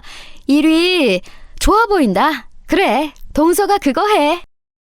저는 이미 유복하게 자라온 이들에게 열등감과 자격지심을 가져본 역사가 다 있었기에 이제는 이런들 저런들 어떠하리였습니다. 명품이 진품이면 어떻고 가품이면 어떠하냐는 생각으로 부처님 미소를 지어주었더니 처음에는 자기가 위를 선점해서 기뻐하던 셋째 동서가 점차 열받아 하더라고요. 형님의 그럴 때 제일 없어 보이는 거 아세요? 아무렇지 않은 척 하실 때요. 속으로는 나만 친정 백 없어서 쪽팔린다 이렇게 생각하시는 거 뻔한데 겉으로는 상관없는 척 하시니까 보는 사람 입장에서는 너무 웃겨요. 그러면서 정말 푹 파는 소리를 내더라고요. 그런데 옆에서 듣고 있던 둘째, 넷째 동서는 그런 셋째 동서를 나무라기는커녕 방관하듯이 모른 척을 했어요. 그게 뭐겠어요. 자기들도 내심 저 혼자 집안이 빈약하니까 저를 우습게 본다는 거였죠. 어이가 없었는데 유치한 장단에 맞춰주고 싶지 않아서 그냥 피식 웃겨 넘겼습니다. 그러자 셋째 동서가 저를 못마땅하게 째려봤죠. 사실 언제나 늘 항상 저를 날카롭게 째려봤어요. 눈의 가시를 보듯이요. 그걸 시부모님이 계신 자리에서도 잘만 행했기에 제가 참 어떻게 대처해야 할지 난감했습니다. 시부모님께서는 자식들끼리 며느리들끼리 자기 일들은 알아서 하라는 주의셨어요. 어린이 개입하는 걸 촌스럽게 보시는 듯 했습니다. 거드름 잘 피우는 자기 동생들을 제 남편도 너그러이 두는 마당에 제가 당최 뭐나 된다고 동서들에게 대체 무슨 명목으로 기강을 잡겠어요. 화딱지 나는 일은 친정언니와 통화하면서 풀어버리고 그저 물 흐르는 대로 살고자 했습니다. 그러다 보니 사실 시댁에서는 서열 정리라는 게 옳게 안 돼서 기강이 해이하긴 했어요. 며느리들 중에는 셋째가 혼자 나서서 시부모님께 아양도 떨고 둘째와 넷째를 자기 수족처럼 부리고 첫째인 저를 왕따시키고 모욕 주고 싶어서 늘 안달이고 그랬습니다. 시동생들은 부창부수라는 말처럼 셋째 시동생이 활발하고 드센 편이었는데 둘째도 약간은 만만치 않았네요. 아무튼 멀리서 보면 희극이고 가까이서 보면 비극인 시댁의 현황을 뒤집는 사건은 예기치 못한 지점에서 일어났습니다. 시댁은 캐나다에 친척을 두고 있는데요. 둘째 시동생이 사실은 그 집 아들입니다. 한국에서 살고자 하다 보니 시댁에 들어왔을 뿐이었죠. 아무튼 캐나다 집과 통화를 하시던 시아버지께서 갑자기 며느리들에게 한턱 쏘시기로 한 거예요. 무슨 턱이었냐면 캐나다 여행 턱이었습니다. 내가 가만히 생각을 해보니까 이래저래 바쁘고 힘들다는 핑계로 다 같이 가족여행을 못 가본 데다가 우리 며느리들에게 내가 한 번도 뭘 해준 적이 없는 것 같더구나. 너희들 시어머니는 요새 건강이 안 좋아서 같이 못 가니까 어디 한번 너희들끼리 자유를 만끽하면서 여행이라 다녀와라. 난데없이 엄청난 제안이 떨어진 거예요. 여자들끼리 사이좋게 다녀오라고 하셨어요. 시아버지께서 추천해 주신 갑작스레 성사된 캐나다 여행을 마다할 사람은 아무도 없었습니다. 아버님, 카드는 제가 받을게요. 제가 청문하는 것에 혹시 의의 있으신 분 없죠? 그리고 셋째 동서가 나섰습니다. 그런 걸 가장 잘 알고 도맡아서 진행할 자신이 있다고 하니까 전적으로 맡기겠다고 했어요. 급하게 결정된 여행이었기에 단연 가장 먼저 이루어져야 할 것은 비행기표 예매였지요. 언제나 예매를 하려나 속으로 궁금해하고 있었는데 셋째 동서한테 먼저 아무 얘기가 없어서 결국은 먼저 연락을 해봤습니다. 아, 형님, 제가 연락을 드리려던 참이었는데 그 짧은 새를 못 참으시고 먼저 연락을 다 주셨네요. 좀만 기다리시지. 너무 궁금해서 연락을 해봤어. 표부터 예매를 해야 진행이 될 텐데 계속 아무 말이 없으니까 더 기다릴 수가 있어야지. 예매 다 해놨고요. 지금 바로 형님 카톡으로 형님 표 예매 내역 전송해 드릴게요. 아, 그런데요. 자리가 다 따로라서 옆에 못 앉아갈 것 같아요. 그 이야기를 들었을 때 저는 출발까지 기간이 썩 많이 남지 않았기 때문에 자리들이 다 빠져서 그런 줄로만 당연히 그렇게 생각했었습니다. 대수롭지 않게 여기고는 수고했다, 고맙다고 인사까지 해준 후에 제 표를 확인했었지요. 가장 일반적인 등급 다들 뭔지 아시죠? 이코노미요. 저는 그 이코노미 일반석이었어요. 보고 나서 아무렇지도 않았습니다. 그런데 문제는 예매자 본인인 셋째 동서는 물론이고 나머지 동서들까지 전부 1등석 퍼스트 클래스라는 점이었어요. 둘째 동서가 자기 SNS에 자랑하겠다고 1등석 표 예매 내역을 일부 가린 사진을 올린 걸 보고 알았네요. 기가 찼죠.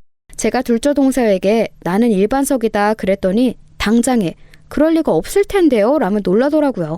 그래서 범인에게 연락을 해봤습니다. 셋째 동서가 처음에 변명하기를 자리가 없어서 그랬다네요. 1등석에 저까지 앉을 자리 수가 부족했다는 겁니다. 아, 죄송해요. 분명히 마음씨 넓은 형님이라면 아래 동서들에게 너그러이 1등석 자리를 양보하실 분이라고 생각해서 제가 멋대로 판단하고 그렇게 해버렸네요. 너무 어이가 없었지만 이미 가기로 한 여행, 시작 시점부터 괜히 초를 치지 말자 싶어서 그냥 입을 다물었습니다. 이런 기회에 1등석 타보고 싶어서 환장한 사람으로 비치고 싶지 않았던 게 솔직한 제 심정이었고요. 1등석에 자리가 더 없다는데 뭘 어쩌겠나 싶었습니다. 아쉬운 마음을 달래며 제가 문득 예매처 사이트에 직접 한번 들어가 보았어요. 그랬더니 이게 웬걸요? 기분 나쁜 반전이 저를 기다리고 있었어요. 아니 이게 대체 뭐야? 1등석에 지금 예매 가능한 자리가 2개가 남아있잖아? 혹시나 잘못 확인했나 싶어서 몇 번이고 봤지만 정말이었습니다. 제가 셋째 동서에게 연락해서 그 사실을 알렸더니 조금도 놀라지 않고 누가 취소했나 보네요 라고 했습니다. 제 자리를 일반석으로 취소하고 1등석으로 할 수 있는지 자기가 알아보겠다고 그랬어요. 당연히 할 수 있는 문제를 가지고 말을 참 거창하게 한다고 속으로만 저는 그렇게 생각하고서는 셋째 동서의 연락을 오매불만 기다렸습니다. 그런데 그날 저녁이 되고 그 다음 날이 되어도 심지어는 거기서 하루가 더 지나도 연락이 없는 거예요. 셋째 동서가 알아서 잘 해줬거니 싶었지만 불안해서 예매처에 들어가 봤더니 1등석은 이제 다 나간 상태였습니다. 제 자리를 1등석으로 해줬다는 것으로 이때 생각했었죠. 그러니까 1등석이 이제 남아있지 않은 거라고 여겼어요. 하지만 셋째 동서는 다음과 같은 말로 제 뒤통수를 아프게 만들었습니다. 아, 형님, 그게요. 제가 1등석으로 예매를 하려고 보니까 이미 누가 자리를 채갔더라고요. 그래서 어쩔 수 없었어요. 그래? 어쩔 수 없었구나. 근데 그렇다면 왜 진짜 그렇게 됐다고 나한테 말은 안 해줬어? 그리고 이틀 전에 나하고 연락하고 나서 바로 1등석으로 알아봤던 거 맞아? 시간 끌다가 놓친 거 아니야? 형님, 왜 이렇게 예민하게 구세요? 여행 가기 싫으신가요? 벌써부터 이렇게 예민하게 구셔서 사람 힘들게 만드실 거라면 그냥 여행 가지 마세요. 뭐라고? 저기 동서, 그 말은 지금 나한테 같이 가지 말자고 그러는 것처럼 들리는데? 동서는 내가 같이 가는 게 싫은가 봐? 그러자 셋째 동서는 제 성격이 예민하다고 투덜대면서 일방적으로 전화를 끊었습니다. 너무 속상해서 나머지 동서들에게 물어봤어요. 그랬더니 펄쩍 뛰면서 자기들은 결코 제 자리만 일반석으로 끊어져 있는 줄 몰랐다고 그랬습니다. 저는 저 혼자 너무 이렇게 일반석으로 가는 건 아닌 것 같아서 셋째 동서에게 그랬어요. 중간 등급인 비즈니스 자리라도 해달라고요. 저만 혼자 일반석으로 장거리 비행을 가게 된 걸 시부모님께 아시면 대체 어떻게 보시겠나고. 그런 말까지 오죽하면 했네요. 그랬더니 셋째 동서가 보인 반응이 저를 뒤집어 놓았습니다. 어떻게 보시기는요? 그냥 잘 보시겠죠. 그리고 별 말씀 안 하시겠죠. 아, 진짜. 형님, 제가 이런 소리까지는 안 하고 싶었는데 결국 하게 되네요. 형님은 제발 주제 파악 좀 하시면 안 돼요? 지금 뭐라고 그랬어? 뭐? 주제 파악? 동서, 어떻게 나한테 그런 소리를 해?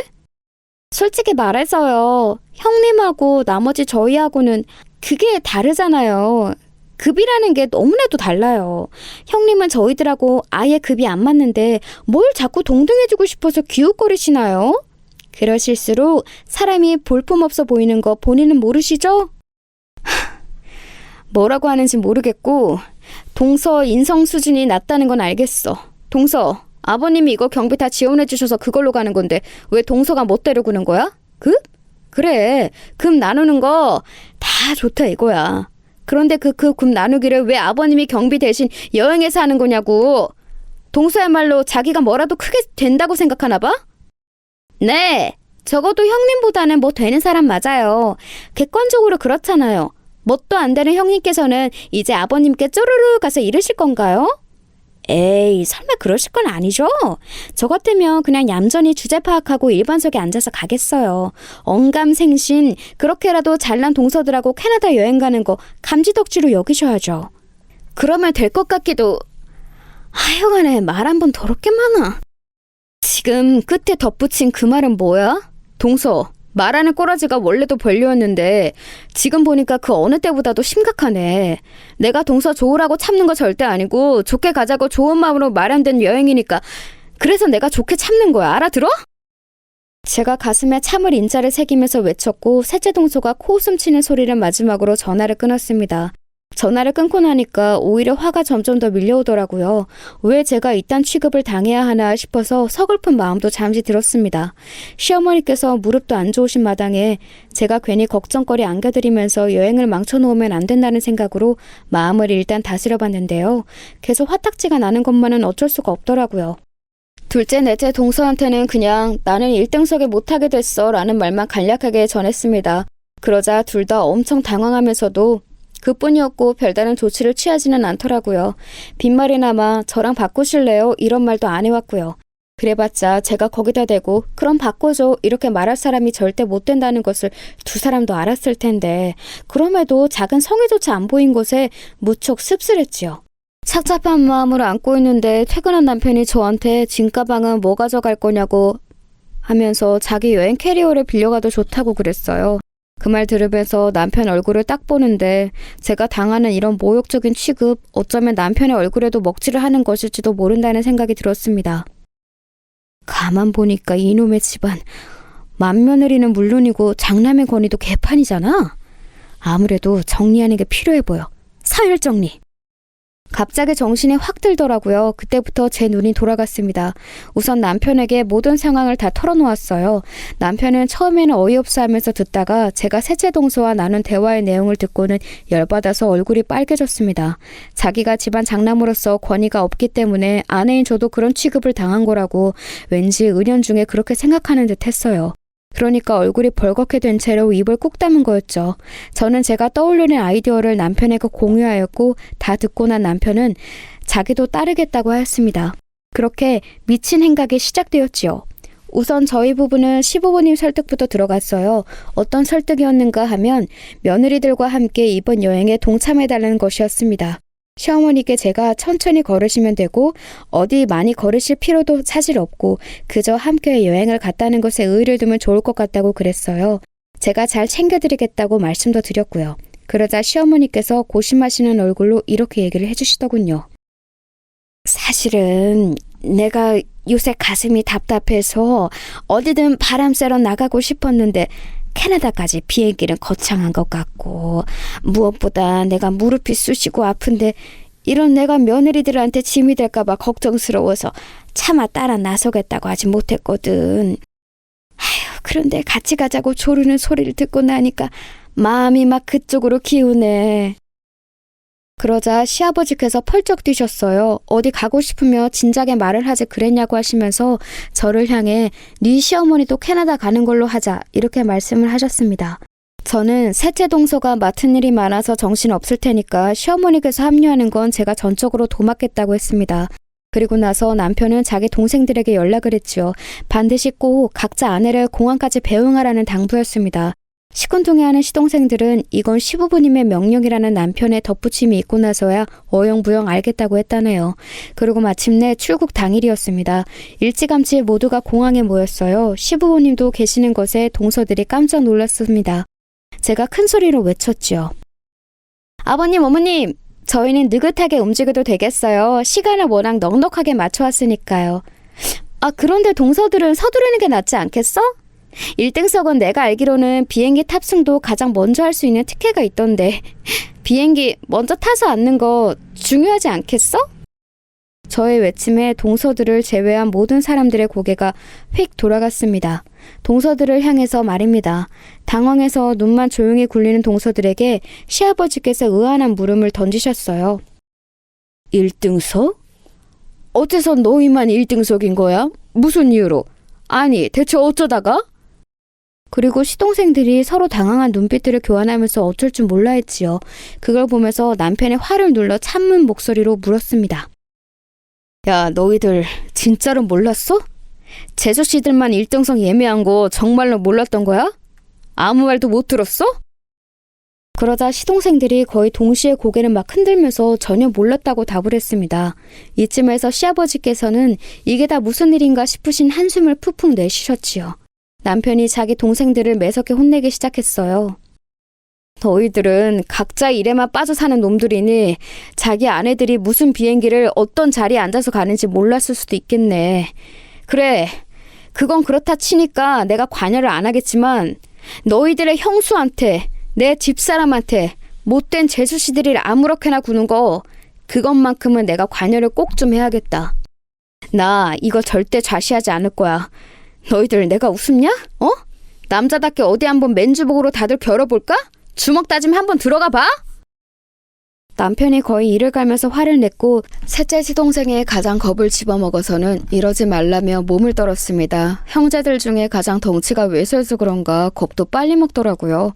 그러자 셋째 동서가 입술을 꽉 깨무는 게 제 눈에 보였지요. 시아버지께서는 싸늘하게 식은 눈으로 당신의 자식들 그리고 며느리들을 천천히 훑어보셨고 엄청난 선언을 하셨습니다. 무슨 상황인지 내가 이제야 다 파악이 됐다. 그렇게 된 거였구나. 오냐, 이게 다 이 되바라진 놈들이 집안의 장남 우대를 안 해서 벌어진 일이라 이거지? 잘 알았다. 앞으로 너희들은 알아서 잘 살든지 말든지 해라.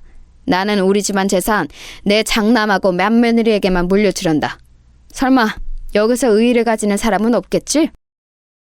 세상에, 그건 상상도 못해본 초특급 선언이었습니다. 설마 시아버지께서 상황 파악은 물론 그 안에 깃든 고질적인 문제점까지 꿰뚫어 보실 줄은 몰랐어요. 파격적으로 나와주실 줄은 더 몰랐고요.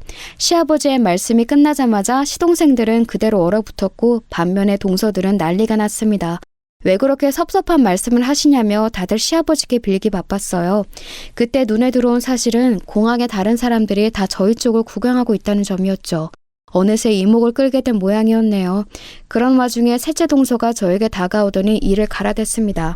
예상치 못한 상황에 많이 흥분한 듯 보였어요. 이게 다 형님 때문이에요. 상황을 왜 이렇게 만드세요? 왜 사람을 개 망신시키는 거예요? 저를 형님하고 동급으로 만들고 싶어서 환장하신 건가요? 저는 형님처럼 이렇게 치사하고 티존한 사람은 처음 봐요. 글쎄, 나는 동서가 지금 혼자서 뭔 개소리를 늘어놓는 건지 전혀 그 내용을 이해하지 못하겠어. 내가 동서하고 급이 달라서 이해를 못하나 봐. 미안해. 뭐라고요? 진짜 어이없어. 이보세요, 형님. 머리 굴리시는 게 아주 장난이 아니시네요. 이번에는 제가 제대로 한 방 먹었네요. 왜 형님 같은 급 떨어지는 사람 때문에 이런 수모를 당해야 하는지 억울해서 미치겠어요. 셋째 동서가 격해진 감정으로 소리를 질렀을 때였어요. 대체 언제 지척에 계셨던 건지 갑자기 다가오신 시어머니께서 셋째 동서의 싸대기를 힘껏 날리셨습니다. 저는 놀라서 비명을 삼켰고 셋째 동서는 세게 얻어맞아서 바닥에 주저앉고 말았어요. 그리고 비틀거리는 시어머니를 제가 얼른 부축해드렸죠. 제 팔을 잡으시며 시어머니께서 이렇게 말씀을 뱉으셨어요. 괜히 맏며느리는 맏며느리가 아니구나. 내가 그걸 지금 알다니 이게 다 내 잘못이다. 내가 너에게 미안하구나. 저런 경우 없이 하극상을 벌리는 싸가지 없는 것도 내가 며느리랍시고 아껴왔었다니 아주 기가 막힐 노릇이야. 어머님이 지금 제 뺨을 치신 거예요? 이럴 리가 없는데? 어머님은 저를 제일 예뻐하셨잖아요. 하다 그딴 망발을 짓거리는 며느리인 줄 몰랐을 때야 예뻐했지. 여행? 비행기? 다 필요 없다. 너희 새끼리만 떠나. 우리는 안 갈 테니까. 1등석인지 1등 등신석인지 하는 거 너희들끼리 실컷 잘 타고 가라. 동서들을 향해 말씀하신 시어머니께서 돌아서셨고 그 곁에는 부축을 해드리는 제가 있었습니다. 슬쩍 뒤를 확인했더니 동서들의 안색은 거의 진흙빛이 되어 있었어요. 시동생들의 굳어진 표정은 말할 것도 없었고요. 시부모님과 저희 부부가 주차장을 향해서 걸어갈 때 저 중에서 아무도 따라오는 사람이 없었다는 게 놀라울 따름입니다. 한 번 더 그쪽을 확인했던 남편이 말하기를 자기들끼리 옥신각신하느라 정신이 빠져 보였다네요. 주차장에 다다랐을 때 저는 시부모님을 향해서 고개와 허리를 숙였고 정중하게 사과를 드렸습니다. 심리를 끼쳐드려서 정말 죄송합니다. 이런 일로 두 분을 번거롭게 만들어드린 것도 너무 죄송하고요. 막상 이렇게 되고 나니까 제가 너무 단편적으로만 생각을 했던 것 같아서 부끄럽습니다. 아버님, 어머님, 제가 면목이 없어요.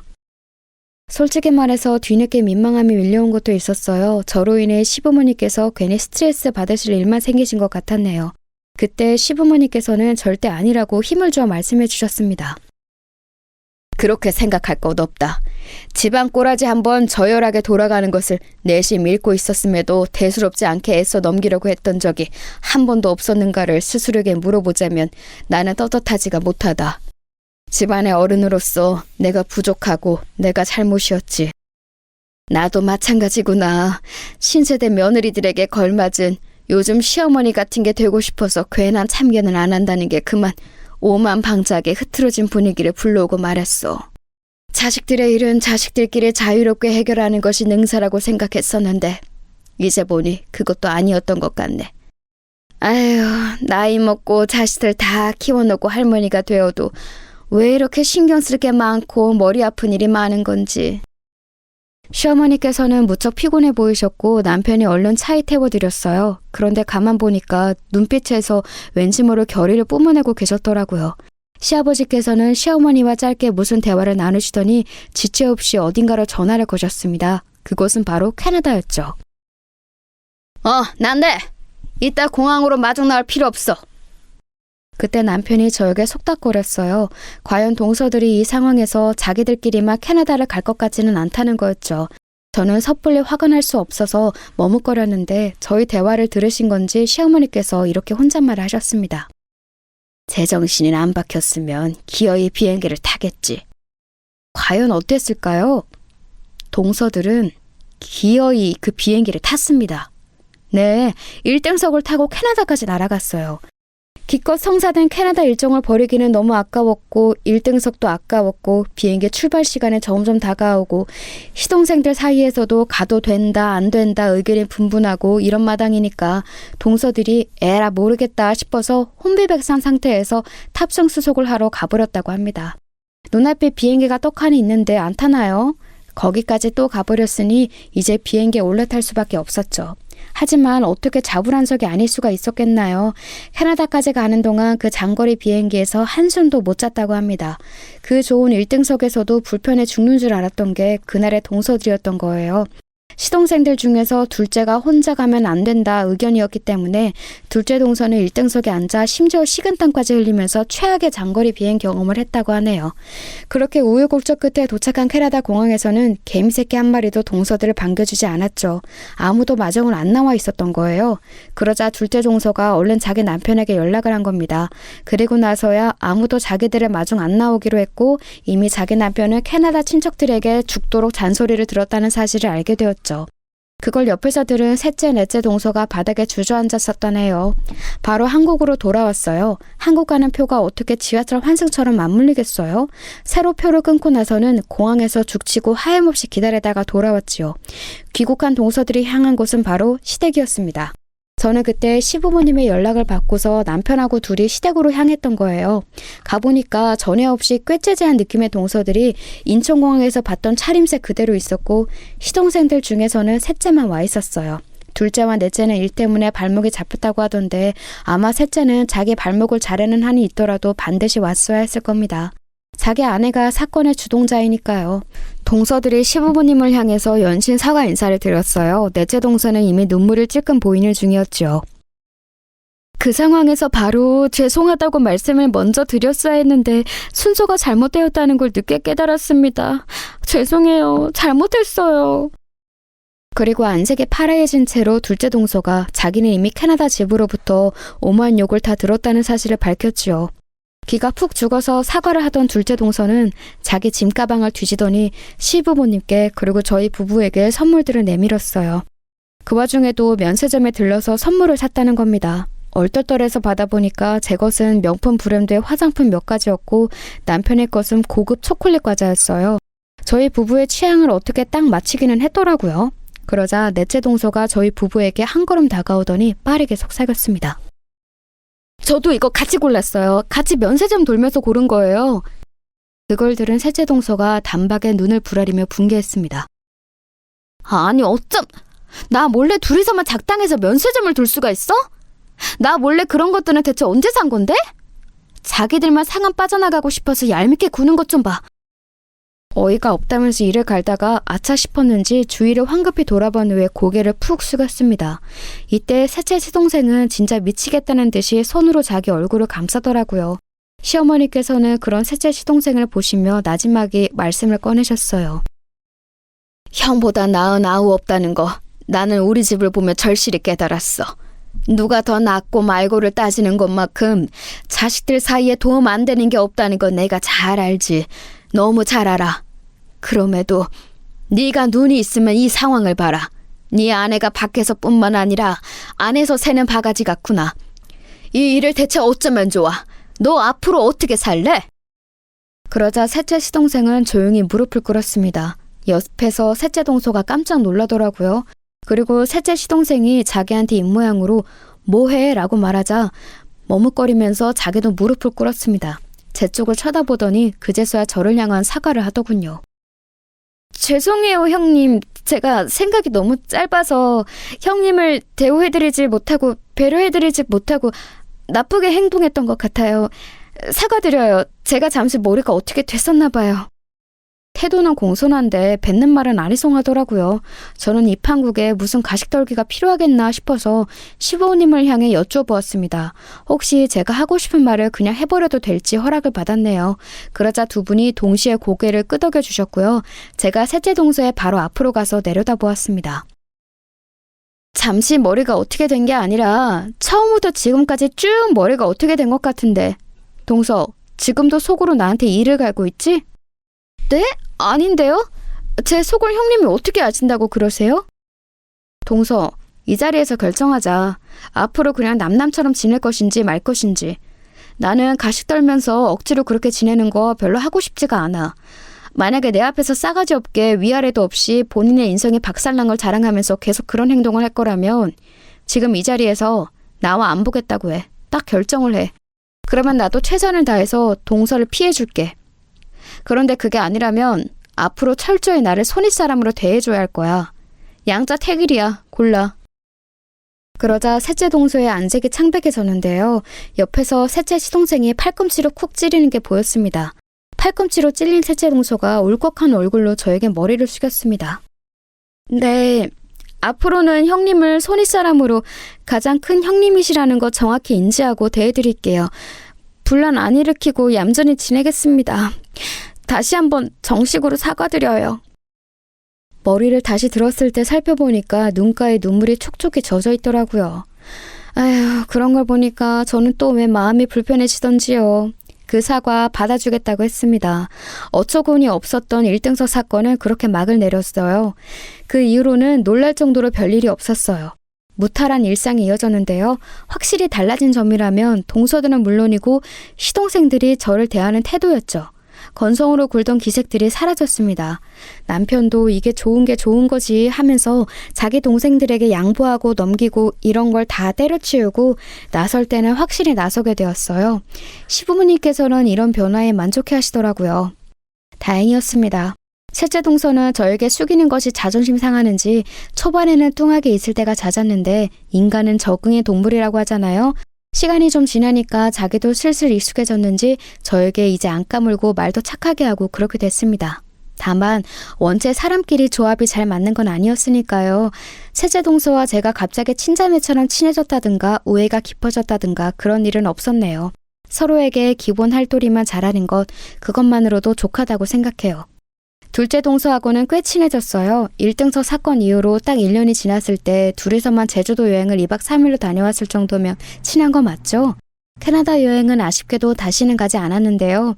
대신 바로 그 밑에 있는 미국에 다녀왔답니다. 오히려 더 좋았죠. 넓은 세상을 보고 오니까 눈이 다 트이더라고요. 안주하며 살기 싫어져서 저는 새롭게 공부도 하고 경력도 쌓기 시작했어요. 현재는 거의 쉬는 날도 없이 카메라 들고 밖에 나가서 작업을 하며 지낸답니다. 좋아하는 것을 찾아서 하기 시작했을 뿐인데 제가 운이 좋은 건지 돈도 따라오기 시작해서 남편이 저에게 마님이라고 부르네요. 자연스레 덩치가 좋은 남편은 어쩌다 보니 요즘 별명이 돌쇠가 되었어요. 마님 곁에는 돌쇠가 있어야 하니까요. 이런저런 일들이 있긴 했지만 결혼에 있어서는 후회한 적이 없으니 어쨌든 제가 결혼은 잘한 듯 싶습니다. 앞으로 더 잘 살아볼 거예요. 제 이야기를 들어주신 여러분의 인생에도 제가 응원을 보내드릴게요.